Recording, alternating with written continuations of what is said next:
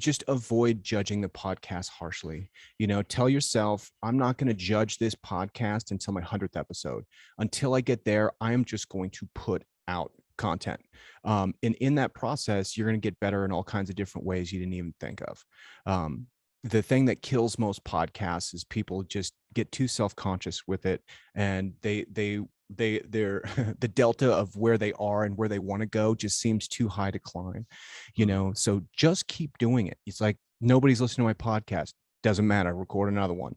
I don't have the right cover art, doesn't matter, just record another one. Keep going. You get to that 100th episode and you're going to have domain expertise in all kinds of different ways you didn't even expect.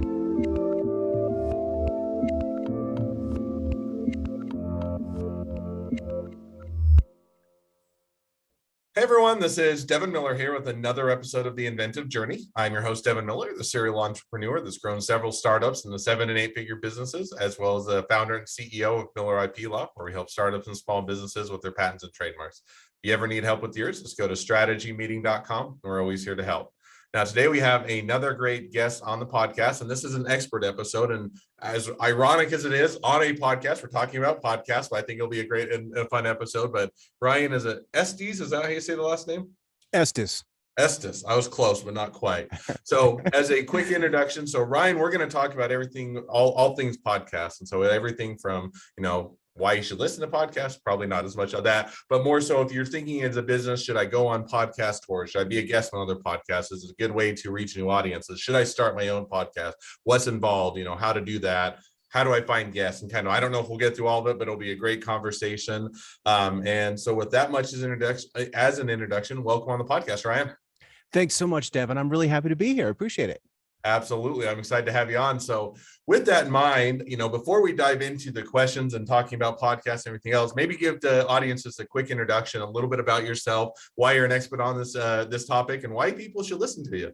Absolutely. So I am the co-founder of kitcaster.com, and we are a podcast booking agency.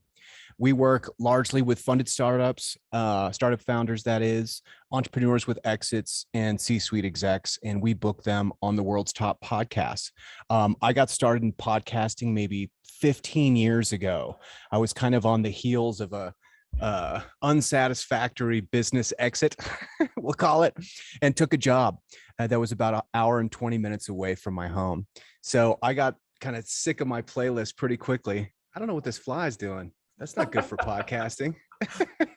He just wants to join in the fun. Yeah, okay. He could be there on the boom arm, whatever. So yeah, 15 years ago, I'm stuck in an hour and 20-minute commute each way to a job. I was an entrepreneur. I owned a health food brokerage, and that kind of fell apart. So I took a job, and I ran out of my playlist pretty quickly, got kind of sick of it, and kind of discovered podcasting through that. And podcasting early on, even 15 years ago, became kind of a salve. I was in maybe a bluish phase for the Estes household, 2 young children, kind of figuring out what to do next. And podcasting came along in the perfect time. So after that, I kind of decided to strike out on my own with my own podcast and put a couple together and had some success there. And really over the next 10 years, just fell in love with the medium. I founded a podcast called the Denver Business Podcast that kind of fed leads to my marketing agency, and just had a ton of fun with it. Produced maybe 6-7 shows, did launches, had a great time with it. So flash forward to 2 years ago, our co-founder Brandy and I were kind of having lunch, and she had a PR firm that I'd worked kind of parallel with for years, particularly around the podcast. And she's like, let's do a project together. We had great chemistry.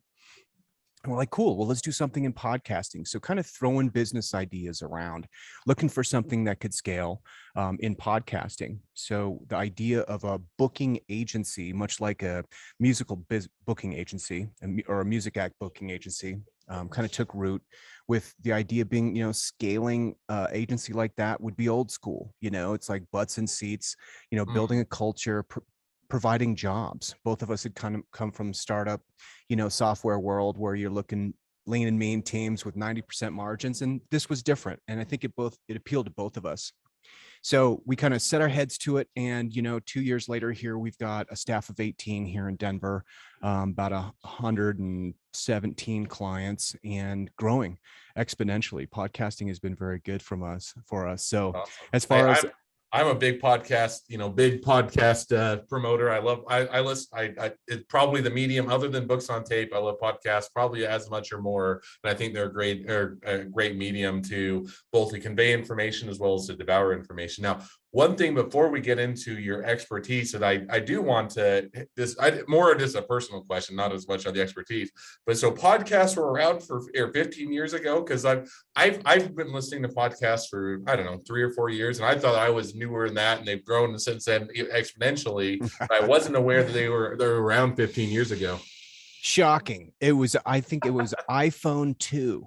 I had an iPhone 2, and I realized that I think it was maybe it was a 3G network. Maybe that was cutting edge back then, 2G, something like that. But when it kind of clicked to me, because I was downloading them, and then I realized that through your cellular connection, you could download the podcast. It would take like an hour and a half.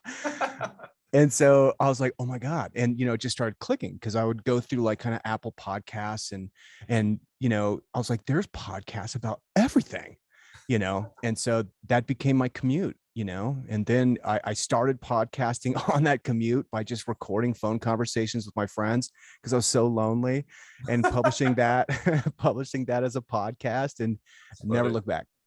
Awesome. Well, that is a great introduction, and appreciate the background. So now, without further ado, let's dive into a little bit of podcasting. So, there's kind of in my mind, and probably in some other people's minds, kind of two different ways that you can, beyond just listening to podcasts and devouring it. But if you're looking at it from a business sense of, hey, this is a new medium for me to promote myself, to share information, to do client generation, or otherwise do it, there's kind of two paths that you can go, and they're not exclusive, but one is that you can go and start being guests on other podcasts. You can either do it organically, you can reach out to them, you can use your services or anything else. And then there's the other side of, hey, you can start your own podcast to reach new audiences and to, share information and show you off your expertise. So we'll probably hit on a bit of both. But on the first one, if you're saying, okay, I'll ask the question before we split into it is, how do you make that balance or that decision as to which path you should go, or both paths, or kind of if you were taking somebody that's, in a start or kind of was a startup, an entrepreneur, maybe a small business, and they're trying to figure out, hey, I only have so many hours in the day, I only have so much time and resources, which is the best path for me to go? How would you kind of walk through that decision making? You bet. So path A is start your own podcast. Path B is go on other people's podcast. Yep. Okay, cool. So, as far as going on other people's podcasts, it's a great way to validate if you like the medium. Podcasting has a lot of moving parts, and to publish your own podcast, to launch it successfully, to find guests, to carve out the time, it takes a lot of time. And it's a calling for some people. I mean, for talkers like us, we're born for this. So it's great to have your own show, and to do all those things becomes kind of a labor of love, or a devotional practice in a sense. So if you're interested in it, then going on as a guest is probably a good way just to validate that it's a good source for you. The caveat being that you should probably have something worthy to discuss. Not necessarily, you can go on and do anything, but if you are truly an expert, then it gives you a nice platform, or at least a nice kind of foundation to go on and talk to other folks. And also, I think that's kind of a part of the deal. There's a reciprocity that happens here, because it is so difficult to publish a podcast, much less build an audience base. You really are trading that expertise and value for the authority and the audience of the podcast. So, I take that really seriously. It's like, I want to go on and make sure it's a good show for podcasts I go on, because I know how difficult it is to build a show. No, and I think that those are, you hit on a lot of great points. So maybe just diving into a couple is, one is, I don't think that people get the amount of time and effort it takes to run a successful podcast, or really even an unsuccessful, any podcast, in the sense that, one, you have to figure out what your podcast is going to be. And that's sometimes hard. I think, if you just want to get out there, and to your point, when you're starting chatting on your phone, maybe that's an easy way to go. But if you want to have something that people are going to find interesting, you have to figure out one, that what your topic's going to be, but even two, figure out something that has enough of a runway that it's not, hey, we'll do 5 episodes and then we run out of things to talk about and it's going to be a very short-lived podcast. And I think that's a difficult thing. But then even once you figure out the topic, it's how do you find guests? And, it's how do you find people? And sure, you're going to reach out to your friends and your family and your personal network, and that will be the first few episodes. But then again, how do you do it? And then how do you then get it on the platforms, and how do you produce it? And do you put an intro and an extra and all of those things? And I think that that's a very good point. They're probably, if you're looking to just dip your toe into it, maybe you start out on other people's podcasts to, one, get a feel for it, see if you like it, see if you are good at talking or explaining things, and then work your way up. So yeah, with that in mind, let's say you did take that, that first path, that is, okay, I've never done a podcast, I've listened to them, I, like to dip my toe in, certainly you can hire a service, and similar to you guys' service, but what should people, because there's, I've got hit up even before I started my own podcast with people that are offer the service, and some of them are awesome, some of them are terrible. In other words, some of them, because some of them, they give you such a small, get you on podcasts that are so small, so narrow, and they don't have any audience, and yet you're paying them for it, that it doesn't have that return. And others are doing a great job. They have the network connections, they do a good job of researching which ones will be for your audience. And so how do you kind of figure out, whether it's you guys or anybody, which, how to start getting on podcasts? And should you start out trying to do it yourself or hire an agency, or kind of how would you get going on that front? You bet. So you want to go on podcasts, and you start reaching out to podcasts and realize it's the same amount of work too. One thing about podcast producers is they're not necessarily communications professionals, which is great because it created a lane for us, So I think you take an assessment of kind of, what are your outcomes here? What are your objectives? What are you looking to do? Where are you in your entrepreneurial journey? Are you validating your product? Are you trying to find traction? Are you scaling? That's going to be a good indication of maybe the kind of service that you're looking for. Because there's other booking agencies. You could get a virtual assistant and things like that. So there's multiple tracks and multiple things to do, and kind of perhaps just kind of checking your expectations a little bit. So there's a lot of coaches out there, there's a lot of coaches that coach coaches how to coach coaches, building courses to coach coaches. There are a lot. I think I just take away, there's a lot of coaches out there, and that gets me on a whole tangent. That's a whole other episode.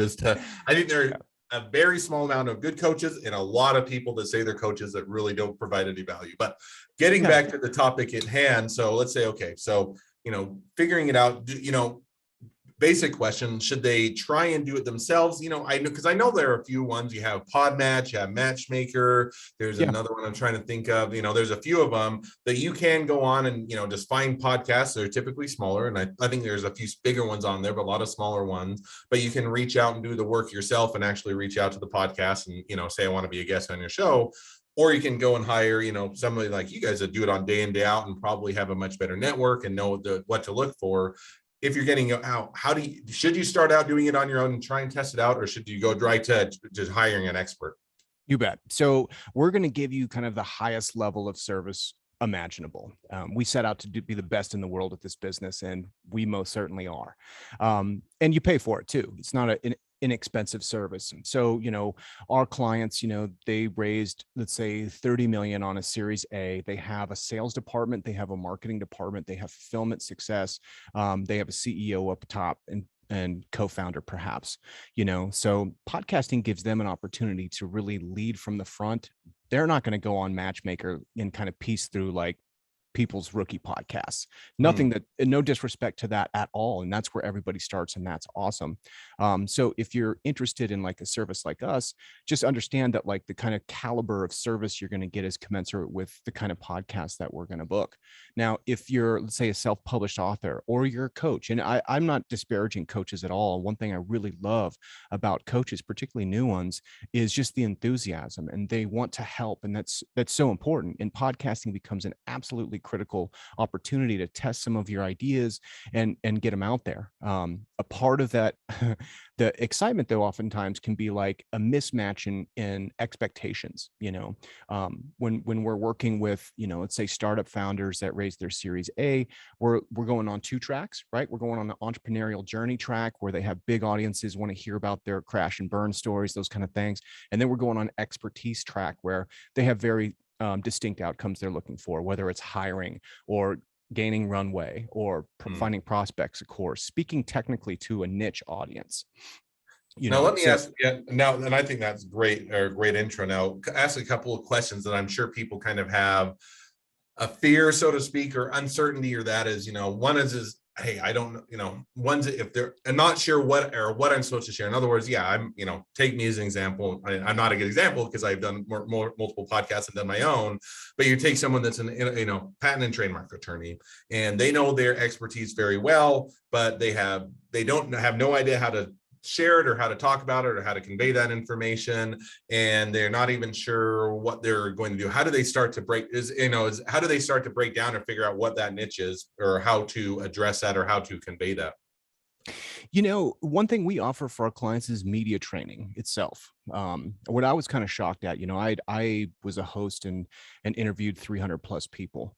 So podcasting was old hat, and it's like, let's do some interviews. But when I was on the other side of the mic, being interviewed, there was some big emotions that welled up, from like being just butterflies to, what is this podcast? I'm not good enough for this podcast, or I'm too good for this podcast, or just a whole myriad of different things. Like, it comes up, especially in the beginning when you're getting going. So, our media training focuses kind of on three things. One would be dealing with big emotions. The second would be kind of the first 5 minutes of that show of attracting the audience to you by using anecdotes and kind of allowing people into some of your thought process and some of those things. So, the first 5 minutes of this podcast, I kind of explained my birth into the podcast arena, and it's something that I mapped out, of like, here's some stories, some beats I want to hit, so people will understand me as a person. No, and so I think we'll kind of go into that. I think that's great because, I love podcasts. I listen to a ton of them, and now my son listens to a ton of them as well. He loves Business Wars, and we listen to that one together. But you get drawn in, but to the people, and if all you do is dive right into the expertise, and all you do is share, here are the things you need to know, most of the time it's kind of boring. It becomes off-putting or boring in the sense that people are saying they start to tune out, because even though it's great information, they can't really relate to the person. They really don't understand it. So I think that definitely makes sense. So now, one last question, I'll hit the second track, which is if they wanted to start their own podcast. But before we jump over to that, if they're looking to get on, other people's podcasts, and that can be, let's say they hire you guys as a service, they hire another service, they figured out how to do it on their own. What are some of the things you should be looking at as far as selecting which podcasts are good, or knowing if you hire someone else that they're getting you on good podcasts? Because, just getting on a podcast, I'm by far not an expert, but I could go and say, here's an easy way, go to Matchmaker, go to Podmatch. And I think those are great. It's where a lot of where podcasts start. And I think it definitely don't, or nothing against them. But, if you're getting on a podcast that has an audience of 50 people, you're paying $500 for each podcast, or whatever the amount is, then you're gonna say the return probably isn't worth, unless those 50 people are really in your niche and they're really a high value type of people. But how do you start to understand, if you're getting the good value, whether it's doing it yourself or other people? How do you select the podcasts that are the good ones, and how do you know that you're getting that value? Does that make sense? 100%. So, selecting podcasts, everybody basically uses Apple Podcasts categorical hierarchy. So, if you're an entrepreneur, you could go business entrepreneur as a base search, and then within there, you search keywords to find shows. And like using a service like Matchmaker or what is it? Podmatch, yeah, there's a whole bunch is great. You can search in the liner notes and find relevant shows. Then the audience size is a great consideration. The problem is it's nobody knows. How do you know what the audience size is? Nobody knows. I know, it's impossible to find out. We have vague ideas, and we have ranking. So you could say, hey, this is the number 7 podcast and entrepreneur. It's quality. They have a great audience. But the way I would start about it is to check my expectations on the results from the podcast and themselves. So I'm not going to go on somebody else's podcast hoping that someone in their audience is going to resonate and then come back to me. The idea that a listener is on the treadmill and they're going to get off the treadmill, stop the podcast, hit the link, go to your website, convert it while they're on the treadmill is very low, you know? So we really start with like, hey, if you get straight conversions from the publishing of this podcast, that's a cherry on top. But we're going to start with the expectation that 0 people are going to convert. So now it's, what are you going to do with all this content? You know, and there's a lot of opportunities. Use that in your sales and marketing funnels, whether you're chopping up snippets, put them in emails. Maybe you're using the copy for your blogs. Maybe you're using the copy for social media and creating audiograms and artwork. Like let's say you go on 10 podcasts, you got 10 hours of content. You know, this becomes invaluable source because one, writing is insanely hard, but also you know how to insert the right messaging to people in various stages of your sales pipeline. So if you know what to do with the content, then you're going to have a great time with podcasting. If you're just rubbing your hands together, hoping to hit a Hail Mary that someone's going to give you $1 million in financing because you went on a show, it's not going to happen. No, and I think that's all great points. And I think, expectation, I think even figuring out what you're going to do with the content's a good one. And also the expectation it's kind of with most marketing, it's a build. In other words, you're getting your name out there, you're promoting yourself, people are hearing you. A lot of times, if you're hearing, if you listen to one business podcast, you're oftentimes listening to multiple ones. And it's also kind of that hearing you multiple times is a great way to get exposure. So yeah, we'll put a pin in that just for now, and I'm sure we could talk about that for a very long amount of time, and it'd be a great conversation. But let's shift over to the other lane just for a minute, or the other channel, which is now, let's say I do want to start my own podcast. So I'm on the other side, and I said, okay, whether or not I've been on other people's, or maybe I have, and I decided I want to do my own, or I just want to dive in and I want to get going, or have a great app, whatever that is. What if you're wanting to get going? What are the kind of the first few things that people should consider? Or how do you get going? How do you figure that out? Okay. So, and I super encourage everybody to do this. Some people, you just take to it. It's so fun having a podcast and you should really do it. But when you're getting into it, it's more work than you think. And it's a lot of work. And then the other is know that you're probably going to be painfully self-conscious about a myriad of different things, the sound of your voice, all the weird ums and filler words that you use. Oh, I hate that. That's just as a complete aside, I used to listen to my own podcast, and it wasn't because I didn't know what I was on there, so I knew what the content was. But I figured out that I used to say a whole bunch, and it was so many, and it's not bad to have one, but it was like I was listening, I'm like, this is driving me nuts, and so I had to figure that out. So I completely agree with you that there is that learning curve. But go ahead. Yeah, you're definitely going to think you suck. It's going to be humbling. But you're much better than you think you are, and so understand that that's coming up. That's going to come up emotionally in the beginning. You're also going to run into paralysis by analysis. Should I edit all those ums out? I need more music. I need 2 sponsors. I need to get the bumpers on my episode. There's going to be all these things. I need a better microphone. I need a preamp. I need to know how to use the software. All of these things are going to interrupt the creative process. So one thing I like to recommend is record 5 episodes on your phone. Don't spend any money. Get 5 of your friends, colleagues, coworkers, whoever, interview them and record it on your phone. If you've got an iPhone or Samsung, pardon me, they have great microphones, and you'll get a really high quality recording that you could publish later if you wanted to. But this is kind of a low barrier of entry to see if you like doing this kind of thing. What you might discover is that, like, when you hit record with somebody and you have their undivided attention, it's magical. No one's looking at their phones. Like, you're sucked into this conversation, and it's really exciting. So now you've got 5 podcast episodes in the can, and now you can start to make a decision if you'd like to take a next step. Once you make that next step, you get your microphone, you get all your lighting, stuff. You get your desk set up. You got your website. You're ready to go.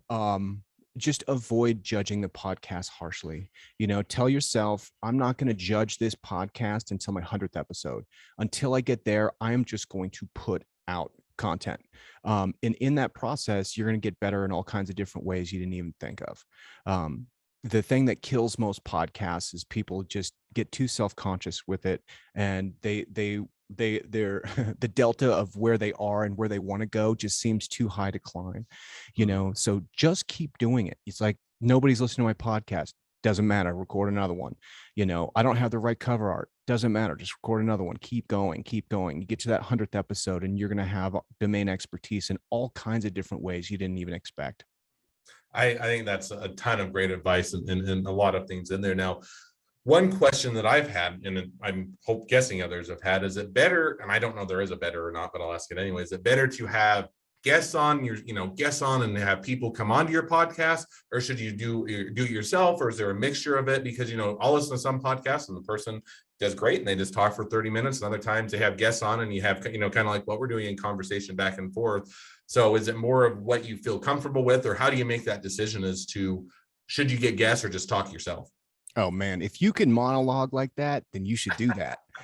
The Bill Burr thing, man, that is incredibly hard, just to like open up a microphone and just start going. If you can do that, do that.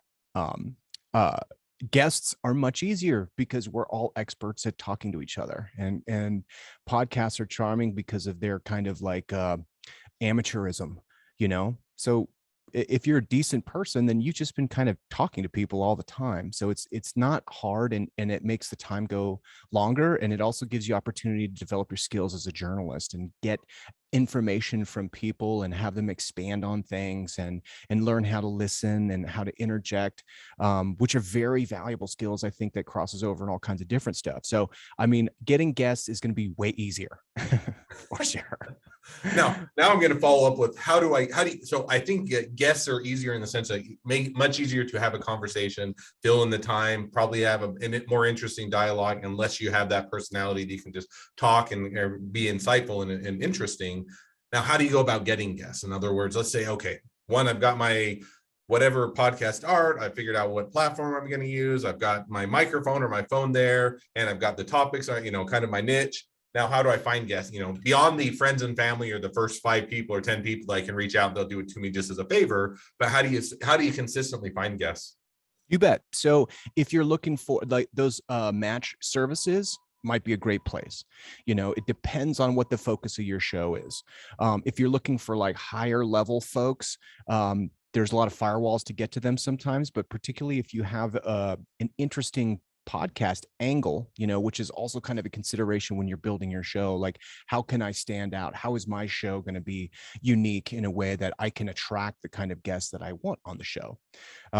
So, the matchmaking services are fantastic, especially when you're getting warmed up. Once you feel pretty confident about your journalism skills, use social channels, go into LinkedIn, see if you can grab somebody, hit somebody on Twitter, if you can, especially if you can kind of come with a give first kind of mentality. You follow them on Twitter. Maybe you make a couple of comments on some of their posts.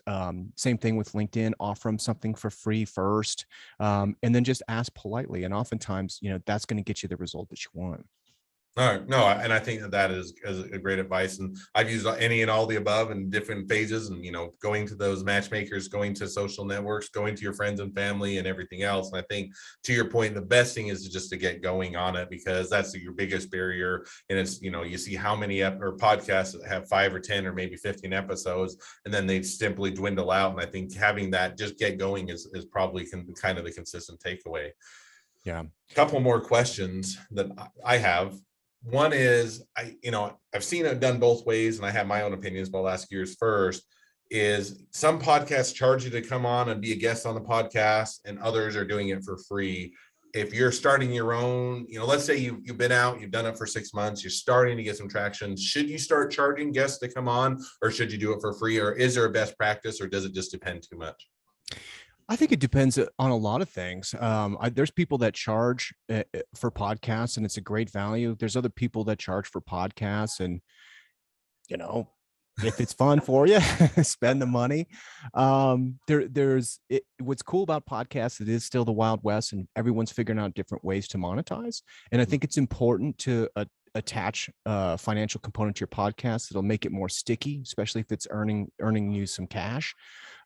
So charging for a podcast guest, the folks that I see do it really successfully have gigantic audiences in their very specific niche. For example, there's a podcast called We Study Billionaires, and I think they have like 1.2 million verified downloads per month, and it'll cost you 11 grand to go on that show.